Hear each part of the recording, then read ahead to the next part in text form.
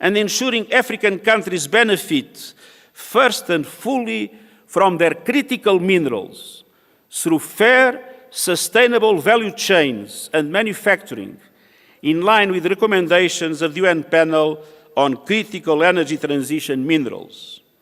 No more exploitation, no more plundering. The people of Africa must benefit from the resources of Africa. Excellencies, your leadership and solidarity have shaped my mission as Secretary-General every step of the way.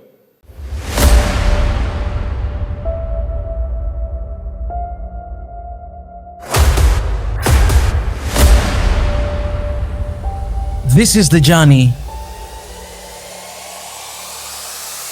to one Africa. In a world filled with division and mistrust, the African Union is a flagship for multilateralism. My gratitude runs deep.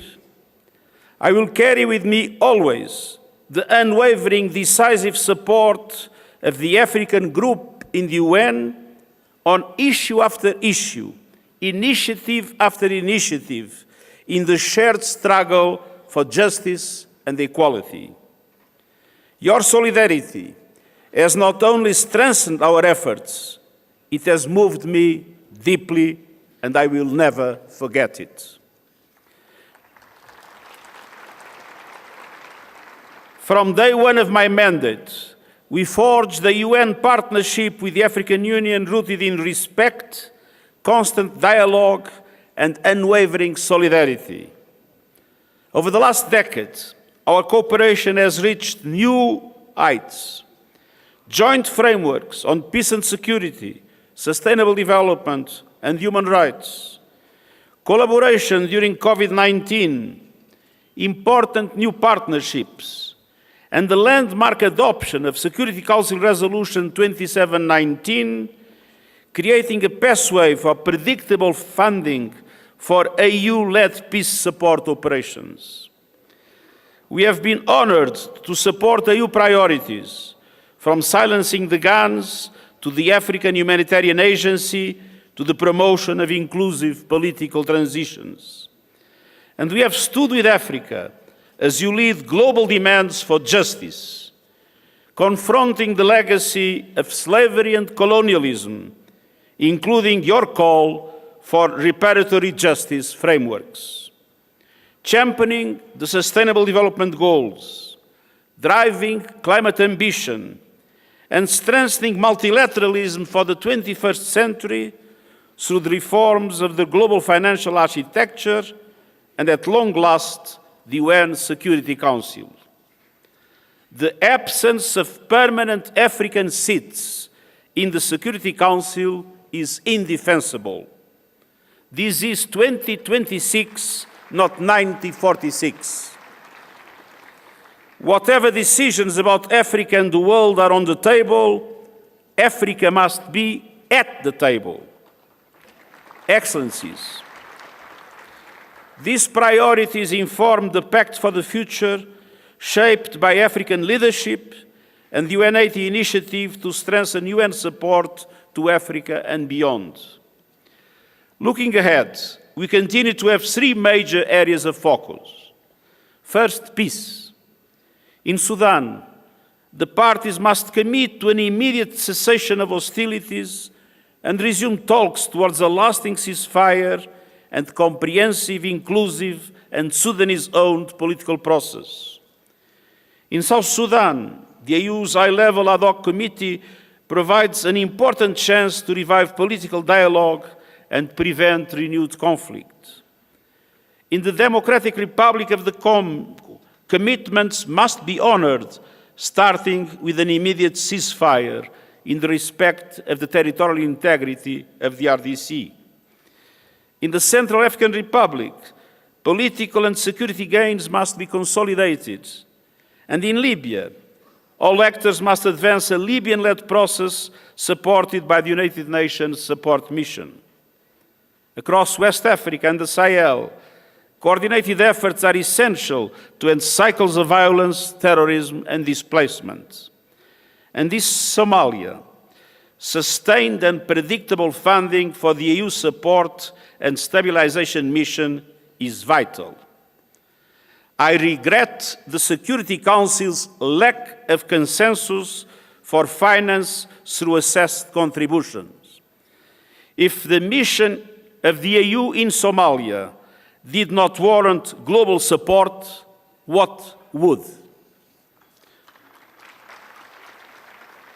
More broadly, we are reviewing peace operations to ensure mandates are realistic, sequenced, and well-resourced, and supported by clear transition strategies. Excellences, deuxièmement, l'action économique. Les pays en développement font face à un déficit de financement vertigineux des objectifs de développement durable de 4 000 milliards de dollars par an. Dans le même temps, l'Afrique perd chaque année davantage en remboursement de la dette et en flux financiers illicites qu'elle ne reçoit d'aide. Parallèlement, les pays africains paient des taux d'emprunt jusqu'à 8 fois supérieurs à ceux des économies avancées. Nous devons tripler la capacité de prêt des banques multilatérales de développement, mobiliser davantage de financement privé, réduire les coûts et les risques d'emprunt et soutenir les pays en situation d'endettement, de surendettement, et réformer l'architecture financière internationale afin de garantir aux pays en développement, et notamment aux pays africains, une voix et une participation pleine et entière dans les institutions financières et les prises de décision. La communauté internationale doit aussi assumer pleinement ses responsabilités dans la lutte contre le blanchissement de l'argent, l'évasion fiscale et les flux financiers illicites. Excellencies, third, climate action. Your team underlines the urgency of resilient water and sanitation systems in a warming planet. The science is unequivocal. The planet will overshoot the 1.5 degrees Celsius limit. Our common task is to make that overshoot as small, short, and safe as possible. The G20 accounts for close to 80% of global emissions, and they must deliver major reductions this decade. Meanwhile, Africa, with 60% of the world's best solar potential, can become a clean energy powerhouse. Yet Africa receives only 2% of global clean energy investment. After contributing almost nothing to the crisis, Africa faces faster than average warming. Adaptation must be a priority, and that requires developed countries tripling adaptation finance and mobilizing the $1.3 trillion a year for developing countries by 2035, as agreed in Baku. Scaling up the Loss and Damage Fund and accelerating a just, orderly, and equitable transition from fossil fuels to renewables. Expanding early warning systems and ensuring African countries benefit first and fully from their critical minerals through fair, sustainable value chains and manufacturing, in line with the recommendations of the UN panel on critical energy transition minerals. No more exploitation, no more plundering. The people of Africa must benefit from the resources of Africa. Excellencies, your leadership and solidarity have shaped my mission as Secretary-General every step of the way. Let's keep going, strengthening our partnership for peace, sustainable development, and human rights for Africa and our world. And allow me a final observation. Some have described my presence here as a farewell. It's not true.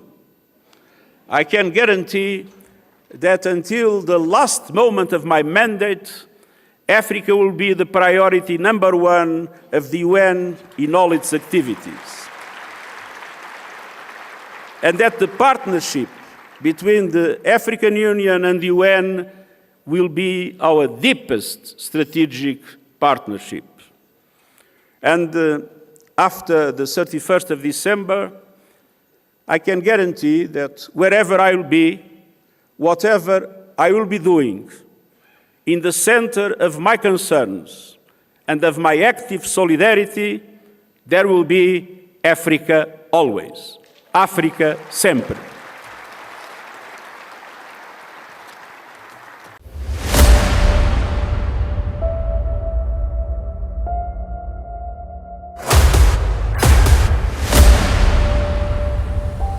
This is the journey